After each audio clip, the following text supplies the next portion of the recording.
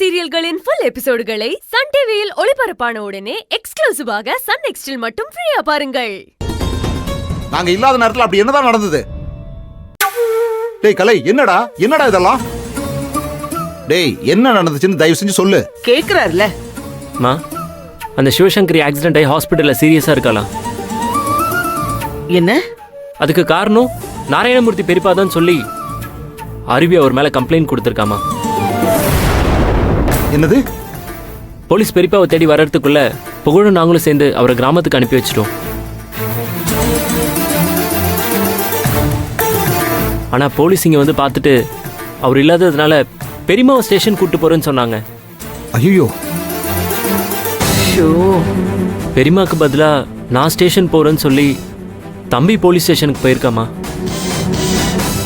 சரிடா, சிவசங்கருக்கு அடிபட்டிருக்கு, சீரியஸா இருக்கு, அதனால ஹாஸ்பிட்டல் இருக்கா. அதுக்கு அருவி எதுக்காக கம்ப்ளைண்ட் கொடுக்கணும்?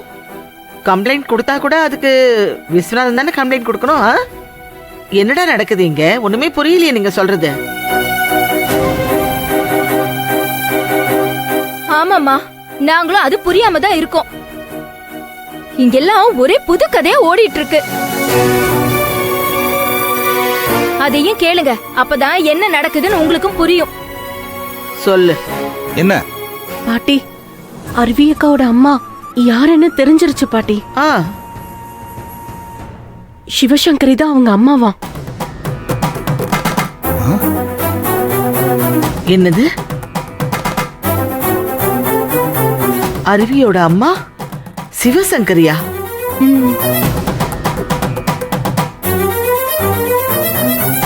இதுவரைக்கும் பொண்ணு மாதிரின்னு சொல்லிட்டு இருந்தா, இப்போ அருவிக்கு அவளே அம்மா ஆயிட்டாளா? நல்லா இருக்கு. இல்ல மாமா, உண்மையாவே சிவசங்கரி தான் அருவியோட அம்மான்னு சொல்றாங்க. இந்த உண்மைய விஸ்வநாதன் அப்பா மறைச்சு வச்சிருந்தாரு. இப்பதான் அவர் அத அருவிக்கிட்டயும் சிவசங்கரி கிட்டயும் சொல்லிருக்காரு. அது மட்டும் இல்லாம சிவசங்கரிக்கு ஆக்சிடென்ட் ஆயிடுச்சு. நாராயணமூர்த்தி மாமா தான் பிளான் பண்ணி ஆக்சிடென்ட் பண்ணி சிவசங்கரை கொலை பண்ண முயற்சி பண்ணதா அருவி கம்ப்ளைண்ட் பண்ணிருக்கா மாமா. ஆமாப்பா, அருவி சிவசங்கரி தான் அவளோட அம்மான்னு ஸ்ட்ராங்கா நம்புறா. அதனால்தான் எப்படி ஒரு காரியத்தை செஞ்சிருக்கா. சிவசங்கரி ஆக்சிடென்ட் ஆன கேஸ் மட்டும் இல்லப்பா, அருவியோட அப்பா விஸ்வநாதனையும் யாரோ அடிச்சிருக்காங்க. சரி, அதையும் பெரியப்பா தான் பண்ணிருக்காருன்னு சொல்லி அவ கேஸ் கொடுத்திருக்கா. இப்போ தம்பி போய் உள்ள உட்காந்துருக்கான். எங்களுக்குலாம் என்ன பண்றதுன்னே தெரியல. ஏண்டா இவ்வளவு நடந்திருக்கு, நீங்க யாராவது ஒருத்தர் எங்களுக்கு போன் பண்ணி சொல்லிருக்கலாமே. மா, எல்லாம் கேட்டீங்கல்ல. இந்த நிலைமையில உங்களால மட்டும் என்னமா பண்ண முடியும்? அதான் நீங்க வரட்டும்னு விட்டோமா. மா, அது மட்டும் இல்லாம நீங்க வெளியே இருக்கும் போது எதுக்கு இதெல்லாம் சொல்லணும் அப்படின்னு தான் எதுவுமே சொல்லாம விட்டோம். அதுவும் இல்லாம உங்களுக்கு தேவையில்லாம பதட்டம் வரும், அதையும் மனசுல வச்சுதாம்மா உங்ககிட்ட சொல்லாம விட்டேன். சரிங்கம்மா, இப்ப நம்ம அடுத்து என்ன பண்ணலாம் நீங்களே சொல்லுங்க. இதுல சொல்றதுக்கு என்ன இருக்கு? அந்த சிவசங்கரியும் விஸ்வநாதனும் சேர்ந்து ஏதோ நாடகம் ஆடுறாங்க. இதுல அந்த அருவியும் கூட்டு களவாணி. இவங்களெல்லாம் சும்மாவே விடக்கூடாது. ஆமா சரஸ்வதி, அவங்க தான் அருவி மனசை கெடுத்து அவளை பொண்ணு அது இதுன்னு சொல்லி ரொம்ப குழப்பி வச்சிருக்காங்க. அவளும் அவங்க பேச்சை கேட்டுக்கிட்டு எங்க அண்ணன் மேலேயே கம்ப்ளைண்ட் கொடுத்துருக்கா. எதுவா இருந்தாலும் பாத்துக்கலாம். புகழ் ஸ்டேஷன்ல இருக்கக்கூடாது, உடனே அவனை கூட்டு வந்தாகணும். ஆமாங்க, ஒரு நிமிஷம் கூட இனி அவன் ஸ்டேஷன்ல இருக்க கூடாது. வாங்க போயிட்டு வந்துடலாம். வா, நாங்க வந்துடுறோம்.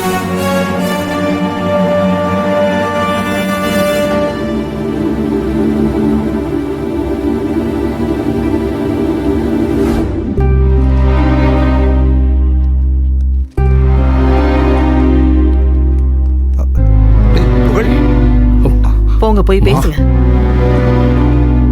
சார், நாங்க எங்க வணக்கம் சார், பையன்கிட்ட கொஞ்சம் பேசணும் சார். தாராளமா பேசுங்க சார். Thank you sir. புகழ், என்னப்பா என்னடா இதெல்லாம்? எதுக்காக ஸ்டேஷன்ல வந்திருக்க? வேற என்னமா செய்யறது? அருவி அவங்க பேச்செல்லாம் கேட்டுக்கிட்டு பெரியப்பா மேல கம்ப்ளைண்ட் கொடுத்துட்டா.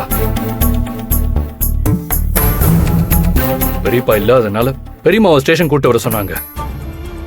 அவங்க தான் ஸ்டேஷன் வந்தா நல்லா இருக்காதுமா. அதனால தான் நானே வந்துட்டேன். புகழ், அதெல்லாம் எங்களுக்கு தெரியும்பா. நாங்க வீட்டுக்கு போய் எல்லாம் தெரிஞ்சுக்கிட்டு தான் வரோம். உன் பெரியப்பாவை காப்பாத்தணும்னு ஊருக்கு அனுப்பிச்சு வச்ச பாரு, அதான்டா தப்பு. அருவி அவர் மேல கம்ப்ளைண்ட் கொடுத்தா அதை தைரியமா ஃபேஸ் பண்ணணும். அவர் தப்பு செய்யல அப்படின்னு நிரூபிக்க வேண்டியது அவரோட பொறுப்புடா. ஆமா புகழ், அவருக்காக நீ எதுக்குப்பா இங்க வந்திருக்க? வேண்டாம்ப்பா, நாங்க இப்பவே இன்ஸ்பெக்டர் கிட்ட பேசுறோம். அதுக்கு முன்னாடி நீங்க முதல்ல ஊருக்கு ஃபோன் பண்ணி உங்க அண்ணங்கிட்ட புறப்பட்டு வர சொல்லுங்க. மா அதெல்லாம் வர சொல்லாதீங்கம்மா. நான் சொல்றத தயவு செஞ்சு கேளுங்கம்மா. இல்ல புகழ், நான் சொல்றத நீ கேளு. என்னங்க பாத்துக்கிட்டு நிக்கிறீங்க? ஃபோன் பண்ணுங்க. மா இருடா. அவர் லைன் கிடைச்சதும் அப்படியே அந்த போனை இன்ஸ்பெக்டர் கிட்ட கொடுங்க, அவர் பேசிக்கிட்டோம். அதுக்கப்புறம் பையனை கூட்டிட்டு போலாம்.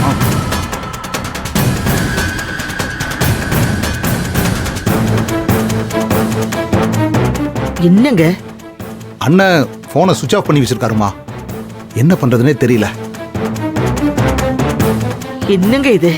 ச்சே, ஏன் இப்படி பண்றாரு?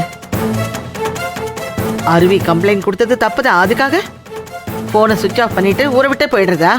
என்னங்க இது வம்பா போச்சு. இதெல்லாம் நல்லாவா இருக்கு? சரி, இப்ப அவர்கிட்ட பேச முடியலையே, என்ன பண்றது? அதான் யோசனையா இருக்கு. என்னங்க பண்றது? கொஞ்சம் இன்ஸ்பெக்டர் கிட்ட பேசுங்களேன். புகழ வீட்டுக்கு கூட்டிட்டு போலாம். மா அதெல்லாம் எதுவும் பேச வேணாம்மா. நீங்க கிளம்புங்க, அந்த பிரச்சனையை நானே பாத்துக்கிறேன். என்னங்க பண்றது? கொஞ்சம் இன்ஸ்பெக்டர் கிட்ட பேசுங்களேன். புகழ வீட்டுக்கு கூட்டிட்டு போலாம்.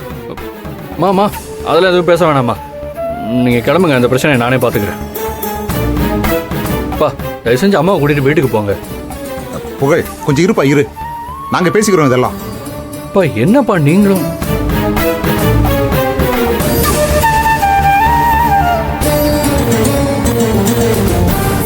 சார், எங்க அண்ணன் கண்டிப்பா ஸ்டேஷனுக்கு வந்துருவாரு. புகழை எங்க கூட அனுப்பி வைங்களேன். சார், கம்ப்ளைண்ட் கொடுத்தது உங்க மருமகளா இருக்கலாம், ஆனா நான் அதெல்லாம் பார்க்க முடியாது சார். யார் கம்ப்ளைண்ட் கொடுத்தாலும் அதை விசாரிக்க வேண்டியது என்னுடைய கடமை. ஆனா என்ன பிரச்சனைனா, உங்க குடும்பத்தில் இருக்கிறவங்களே அவரை எங்கேயோ மறைச்சு வச்சிருக்காங்க. சட்டப்படி அது தப்பு சார். முதல்ல அவரை வர சொல்லுங்க சார். சரி, நாங்களும் சட்டத்தை மதிக்கிறவங்க தான். எங்க இருந்தாலும் அவரை ஸ்டேஷனுக்கு கூட்டிட்டு வருது எங்க பொறுப்பு. எங்களை நம்புங்க. பையனை மட்டும் கொஞ்சம் எங்க கூட ப்ளீஸ். சரிங்க மேடம், எனக்கு உங்க மேல நம்பிக்கை இருக்கு. நீங்க இப்ப அவரை கூட்டிட்டு போலாம். கூட்டிட்டு போங்க. ரொம்ப தேங்க்ஸ் சார். புகழ், அவரே இன்ஸ்பெக்டர் போக சொல்லிட்டாரு. போலாம். போலாம். இல்லம்மா, என்னால வர முடியாது, நீங்க போங்க.